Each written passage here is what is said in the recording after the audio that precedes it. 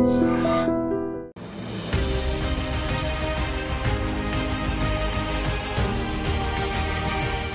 Welcome to iDream. నేను మీ Madhuri.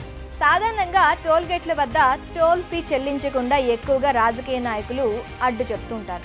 పొలిటీషియన్లనే toll fee అడుగుతావా అంటూ గొడవలు జరిగిన సందర్భాలు చాలానే ఉన్నాయి. కానీ ఈసారి మాత్రం ఓ జేసీబీ డ్రైవర్ టోల్ గేట్పై రెచ్చిపోయాడు. ఈ సంఘటన ఉత్తరప్రదేశ్ రాష్ట్రంలోని హపూర్ వద్ద ఢిల్లీ లక్నో జాతీయ రహదారిపై జరిగింది.